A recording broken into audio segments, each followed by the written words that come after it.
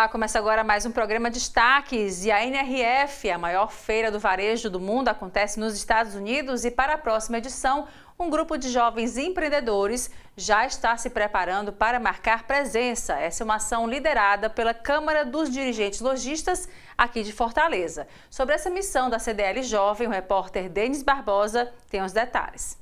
Essa missão acontece no ano que vem, mas a preparação já começou. Nós estamos aqui na CDL Jovem Fortaleza para conversar com Enila Alves, que é diretora de missões da CDL Jovem Fortaleza e pode nos dizer qual é a grande finalidade, o objetivo dessa missão, levando fortalezenses e cearenses lá para os Estados Unidos. Pronto, gente, é um grande prazer lançar a NRF aqui. Por quê? NRF é a maior feira de varejo do mundo. Então, de lá saem todos os insights para os próximos 2, 3 anos. Lá é o berço do que está acontecendo para os próximos anos no varejo. E é a primeira vez que a CDL Jovem lança essa missão. Com muito orgulho, é a primeira CDL Jovem no Brasil que está fazendo essa missão. E a gente vai fazer uma grande virada de chave na cabeça dos nossos empresários. A gente vai estar levando eles para o futuro, para todas as visões das Big Techs. Então, vai ser realmente uma missão sensacional, um divisor de águas na cabeça do empresário, do visionário que está indo conosco. Agora, quem vai, traz na bagagem muito conhecimento, ou seja, não apenas quem está na missão sai ganhando, o mercado, a nossa cidade sai ganhando. Isso mesmo. Normalmente, as pessoas que vão para a NRF, quando elas voltam, elas participam de palestras, elas sempre estão em eventos empresariais, então isso também é um grande marketing para a própria empresa. Por quê? Porque você está sendo referência no varejo, você está sendo referência nas tendências. E então todo o ecossistema ganha. As pessoas que estão lá, porque estão vivendo, vão conseguir colocar na prática nas suas empresas, e as outras pessoas que vão receber o conhecimento. Tanto é bom para os insights, quanto bom para o marketing da empresa. Por isso que é tão importante a ida. Nós estamos falando sobre essa missão praticamente um ano antes. Por quê? Porque já existe uma preparação em andamento? Isso, a gente começou a se preparar antes da NRF 2025. Na NRF 2025, a gente já tinha pessoas da CDL lá que foram pelas suas empresas e a gente já trabalhava com as curadorias para entender a melhor curadoria para a gente fazer essa ligação. Porque o conceito da CDL Jovem é proporcionar nas missões empresariais uma experiência única, uma experiência com uma entrega agregadora com menor custo. Então, a gente tem que se programar já com bastante antecedência, por uma questão realmente de a gente lançar, as pessoas conseguirem estar presentes nesse grupo seleto. É um grupo de apenas 20 pessoas, 20 empresários de Fortaleza que nós vamos estar levando, com uma ligação com uma das melhores curadorias do Brasil. Então, essa preparação começou com os olhos já na NRF 2025. Para quando a gente chegar na NRF 2026, que é nossa missão, a gente está com tudo alinhado, não haver falhas. A gente não trabalha com erros quando a gente leva um grupo de 20 empresários para lá. Então, não basta ir, tem que ir com muita qualidade, portanto. Isso, a nossa qualidade não, puxando, né, agora o guarda-chuva aqui para a CDL, as missões que nós fazemos são reconhecidas no ecossistema nacional. A gente sempre entrega muito valor, né, uma entrega de experiência, de conexão, de network. Isso é muito importante para os empresários que vão viajar conosco. Enila, para encerrar, para quem está um pouquinho de fora desse nicho, vamos falar um pouquinho do papel da CDL Jovem. É um braço da CDL Fortaleza, muito importante para essa formação, para esse caminho, né? Isso mesmo. A CDL Jovem é exatamente para os jovens empresários poderem estar entrando dentro desse mundo empresarial. A gente promove mensalmente 2 almoços, workshops, palestras, simpósios, grandes nomes nós trazemos para Fortaleza. E lá é um ecossistema. Hoje nós temos, em média, 220 associados, 220 empresários, 220 empresas para se conectar. Então, por isso que é tão importante o jovem já ter essa ideia de eu vou estar fazendo parte de um ecossistema seleto, lá minha empresa vai crescer, lá eu vou crescer como CPF, minha empresa vai se conectar como CNPJ. Por isso que a gente sempre indica, entrem na CDL Jovem, tanto empreendedores, sucessores, lá você vai conseguir ser acolhido por um ecossistema extremamente vibrante e próspero. Olha, você, muito obrigado pela entrevista, pelas informações. Ela que representa a CDL Jovem Fortaleza, está representando uma grande equipe, falando exatamente dessa missão que acontece no ano que vem, que já está sendo preparada a partir de agora, na verdade, desde o final do ano passado, e certamente vai trazer nessa ida à NRF, muita qualidade também para esse mercado, e é por isso que o Destaques está mostrando e falando sobre esse assunto. A gente vai continuar acompanhando certamente no decorrer do ano essa preparação. Eu volto com você aí no estúdio. E agora intervalo, a gente volta já.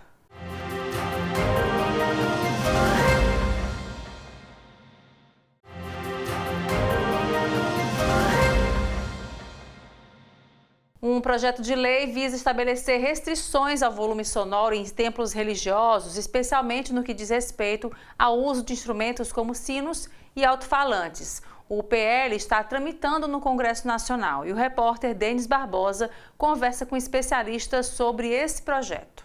Esse projeto de lei está em tramitação, é lá de 2019, e é preciso muito cuidado nessa questão, nessa discussão. Por isso, nós viemos entender melhor o que está em jogo com uma especialista. A doutora Carolina Parente, advogada especializada em gestão patrimonial canônica, pode nos auxiliar. Doutora, o que está em questão? A questão da poluição sonora, mas os respeitos às tradições, há muita questão em jogo, né? Sim, o projeto trata da poluição sonora, e aí coloca os sinos como um dos causadores de poluição sonora para se trabalhar aí a legislação com relação ao toque dos sinos. Só que essa questão dos sinos precisa ser tratada aí com muito carinho, porque os sinos, eles remetem de antes de Cristo, fazem parte de uma tradição da cultura. Para a Igreja Católica, eles só foram entrar no espaço lá para os séculos 6 e 8, então, eles têm muito mais cultura e tradição do que pode se falar. Então, a questão da poluição sonora é algo bem mais abrangente. Hoje, se trabalhar o barulho dos sinos com relação à poluição sonora, é se mexer e aí numa caixa de abelhas. Porque para a Igreja Católica, o sino é para nós, né? Eu digo nós, porque eu trabalho com instituições religiosas, não só tradição e cultura, mas tem toda uma espiritualidade. O sino, durante séculos, foi usado tanto para avisar das festividades, missas, né? Pessoas que faleceram, mas também, na época da Idade Média, o sino era usado para, inclusive, avisar sobre invasões de povos. Hoje, né, nos tempos atuais, pouco se usa o sino, vamos dizer assim. Ainda há uso dos sinos, mas muito pouco, só em datas solenes, e hoje o que se quer é retirar totalmente. Então, há bandeiras contras e há a favor, porque hoje o que a gente tem? O IPHAN trabalha para manter as tradições, a cultura, a história. Inclusive, em 2001, houve um projeto só para trabalhar a questão dos sinos no IPHAN de Minas Gerais. E eles têm trabalhado isso, para manter essa tradição. Então, o projeto de lei tem que ser trabalhado com muito carinho, votado, né, por quem vai votar, pensando nas duas dimensões, porque, além disso, poluição sonora, se nós formos tratar da poluição sonora em si, nós vivemos com muito mais poluição sonora do que os sinos podem gerar para nós. Quem mora perto de uma estação de trem tem a cada 1 hora barulho. Quem mora perto de uma avenida tem a todo minuto barulho. Então, é algo que tem que ser ponderado, com muito carinho, priorizado as questões de respeito às culturas, às tradições, à religião também, que a nossa Constituição prevê esse respeito.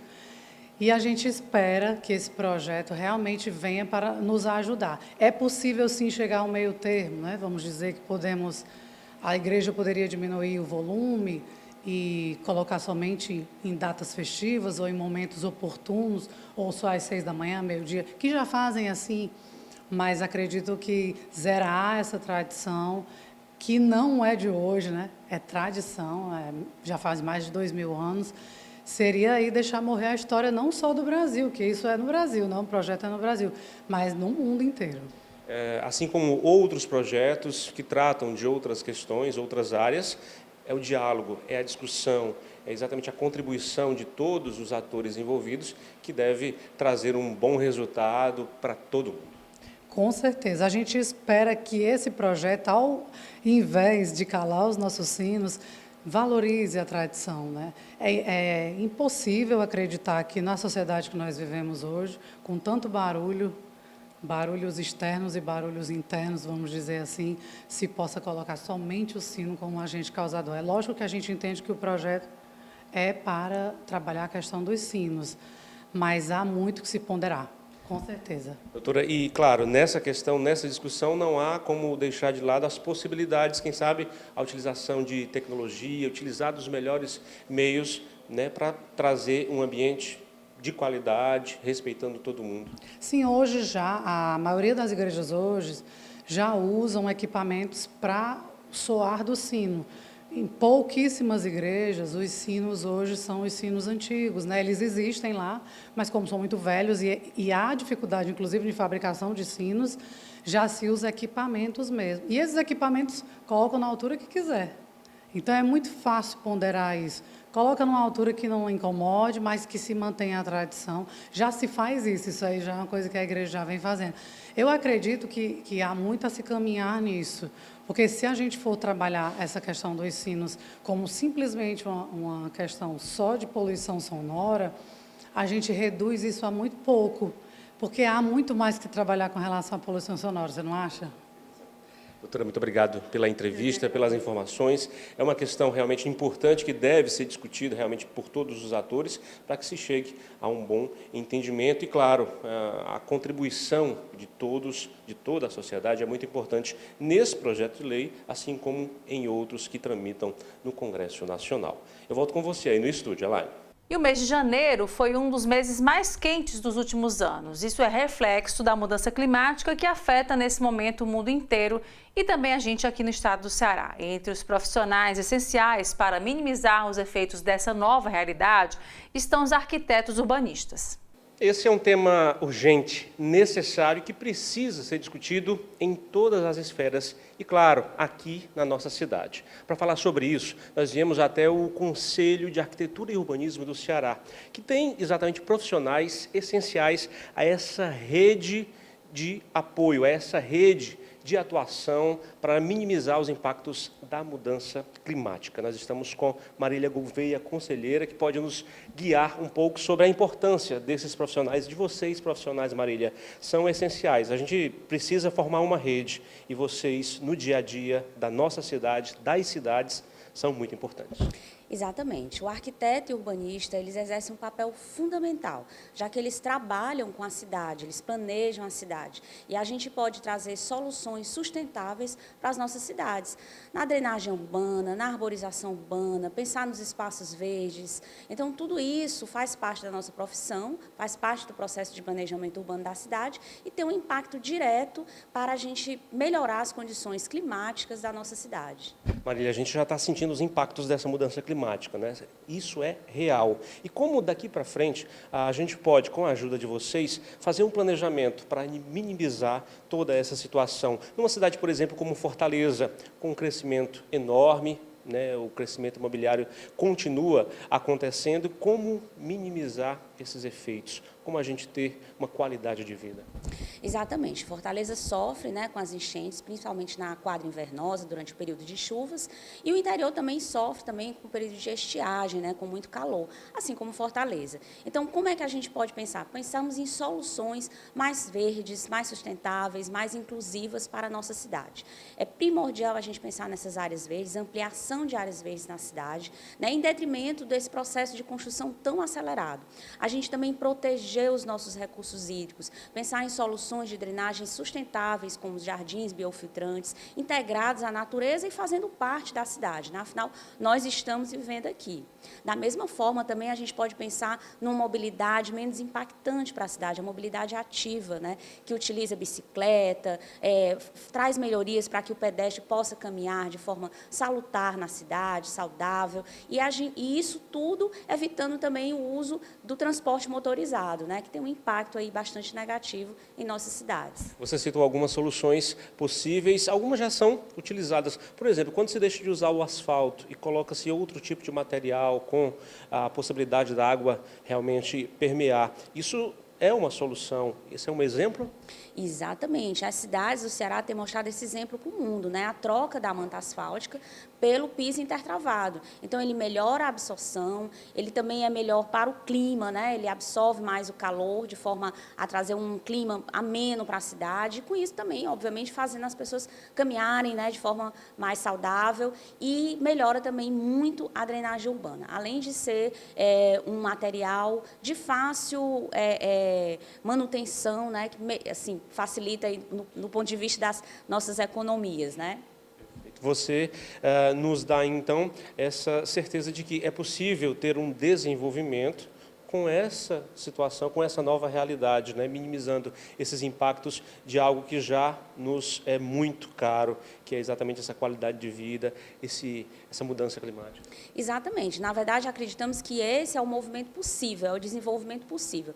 A gente integrar a natureza, né, as soluções, e para isso ter o arquiteto urbanista, né, em todo esse processo, que ele vai aliar, né, um processo de desenvolvimento da cidade, desenvolvimento econômico, mas também trazer soluções que a natureza própria pode nos dar, né, reflorestando, arborizando a cidade, aumentando, ampliando as suas áreas verdes, pensando em drenagem sustentável, como em áreas da cidade que são suscetíveis a alagamentos e a enchente, pensando também na área de esgotamento sanitário de forma mais sustentável, como a gente tem os jardins biofiltrantes, telhados verdes, né, arquitetura bioclimática, ou seja, há uma série de soluções que o arquiteto, juntamente com outros profissionais, podem aplicar na cidade, né, podem pensar a cidade, planejar a cidade a partir daí e, assim, impactar positivamente, né, os efeitos que a gente vem sofrendo. E pelo que a gente acompanha, vocês do Conselho estão sempre à mesa, discutindo, propondo para o poder público, inclusive,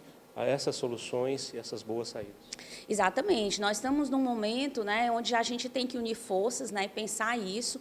O Conselho de Arquitetura e Urbanismo tem pensado, inclusive agido, e tem pensado muito nesse momento de planejamento, onde está sendo discutido o plano diretor da cidade, como é que a gente pode pensar nessas soluções, agregar esse planejamento, né, e trazer melhores soluções para a cidade de Fortaleza.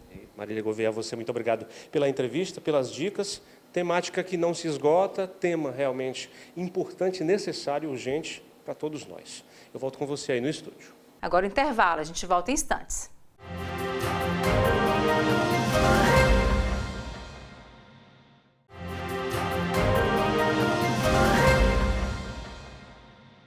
E o Destaques traz agora dicas para você que já curtiu o carnaval, está curtindo, ou também gosta de uma festa e uma folia. É preciso muito cuidado nesse caso, principalmente na sua saúde, com as infecções sexualmente transmissíveis. Denis Barbosa tem mais detalhes para a gente. Durante o ano inteiro, a saúde pede atenção, mas nesse período de festas, de carnaval, a gente, claro, sempre chama a atenção para as ISTs. Nós viemos a este consultório conversar com o Dr. Jason Florencio, que pode nos ajudar, nos guiar sobre essas dicas que não vencem, né, doutor? É preciso cuidado, atenção e prevenção o ano inteiro, principalmente agora. Isso, Denis. Então, como você muito bem falou, a saúde não pode perder por uma faixa de tempo, né, por uma festividade, a atenção e os cuidados, né? Neste período, infelizmente, as pessoas, devido ao uso abusivo de bebida alcoólica, devido à própria situação do carnaval, de muita gente, enfim, de muitas festas, acabam se descuidando da saúde nesse período. E o resultado que colhem, às vezes, é por o ano todo, para a vida toda, tá certo? Então, a gente tem que ter uma noção muito boa sobre a nossa preservação da nossa saúde neste período. Então, os cuidados que a gente precisa ter primeiro, se for beber, ter uma certa parcimônia nessa quantidade de álcool que você vai ingerir, até para você ter o discernimento do que você está fazendo, tá certo? O segundo são as doenças, né? Doenças pelo contato de saliva, né, que a gente tem a doença do beijo, causada pelo vírus Epstein-Barr, que é a mononucleose. A gente tem a própria herpes, que ela se dá por lesões na boca, que você, se você tiver com a sua consciência, você consegue até identificar, e aí o contato com essas lesões que vai fazer você se contaminar, tá certo? E principalmente a falta do uso do preservativo, né? Hoje em dia a gente tem um preservativo masculino, tem um preservativo feminino, então é algo indispensável que a gente precisa ter esse tipo de noção para evitar doenças mais graves. Doutor, esse recado é para todas as idades, mas claro, né, na fase ali da final da adolescência, juventude, as pessoas e esses jovens precisam saber, as infecções sexualmente transmissíveis, elas podem estar em qualquer pessoa e a gente não vê. Por isso que é necessário seguir essas dicas que o senhor está nos dando. Atenção e muita cautela. Com certeza, Denis.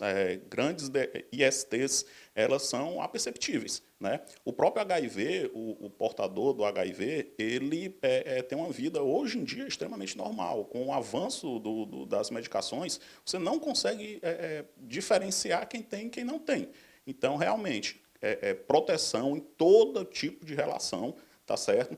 E essa questão, como você disse, de não ser perceptível, vai muito daquilo que a gente estava conversando sobre o uso de álcool. Você, embriagado, você não vai conseguir diferenciar nenhuma simples lesão na boca que pode fazer você ser acometido por uma doença que vai lhe acompanhar pelo resto da sua vida, tá? Fora isso, tem as gravidez indesejadas e etc. Nós falamos de prevenção, doutor. Agora, ocorrendo um contato de risco, é preciso buscar ajuda. Pode-se buscar ajuda, né? Sim. É muito importante que você tenha atenção ao seu corpo nesses próximos dias, semanas e meses pós-carnaval, né? E o que acontece? Caso você tenha, por exemplo, um contato com alguém sabidamente portador do HIV ou que você tem essa informação, você pode procurar um posto de saúde, explicar essa situação, que até 72 horas a gente tem algumas medicações que podem ser administradas no intuito de evitar que você desenvolva essa contaminação e essa doença, tá? Então, atenção ao seu corpo, vigilância no seu corpo. Infelizmente, algumas viroses você não vai conseguir fazer a prevenção assim, mas a maioria também são mais simples, mais sintomáticos que você usa, são autolimitadas, elas vão se resolver com o tempo. E a gente sabe que algumas ISTs podem ser tratadas ali com antibióticos, algo mais pontual, ainda assim uma enfermidade no corpo, gera toda afeta, na verdade, a qualidade de vida, né? Com certeza, como a gente estava falando, é algo que pode lhe acompanhar por uma semana, um mês ou até pelo resto da sua vida, né? Então, por exemplo, a mononucleose, ela vai te dar uma fadiga, febre, linfonodos infartados, né, que a gente chama aumentados, dolorosos. Então, isso ela normalmente é autolimitada, né? Você vai fazer sintomáticos, vai acompanhar e ela pode ter gravidade se você tem que fazer o acompanhamento médico, tá certo? A herpes, você vai utilizar, no caso dessas lesões, quando aparecem, porque assim, é importante falar que a herpes, ela lhe acompanha pela vida toda. Quando você tem uma baixa da imunidade, ela aparece. Então, ela aparece normalmente em forma de lesões na boca ou então genitais, tá certo? E aí você diferencia até pelo tipo 1 e pelo tipo 2 assim, tá? E aí são retrovirais que você usa, como a ciclovir, que eles diminuem a lesão. Por isso que, às vezes, a pessoa possui a doença, mas não manifesta, porque ela está com a imunidade sadia. Então, quando no carnaval você não está dormindo bem, não está se alimentando bem, a sua imunidade cai, as lesões aparecem. Certo. E a dica final, durante o ano inteiro, é importante buscar a ajuda de um especialista, fazer exames, monitorar o corpo. Com certeza. Eu acho que assim, a gente pode ter o que tiver, se não tiver saúde, nada compensa, né? Então, você fazer seu acompanhamento médico, você fazer exames de rotina guiados pelo médico, tá certo? Não adianta você ir, como a gente vê, vários exames sem ter um direcionamento, sem ter uma avaliação crítica desses exames, para a gente poder direcionar, diagnosticar, tratar de forma eficaz quem quer manter a saúde em dia durante o ano todo e durante muitos anos ainda. Doutor, ao senhor, muito obrigado pelas dicas, pelas informações importantíssimas que valem não apenas para este período, para esta semana, mas para o ano inteiro. Eu volto com você aí no estúdio. E o Destaques fica por aqui. Obrigada pela sua companhia e até o próximo programa.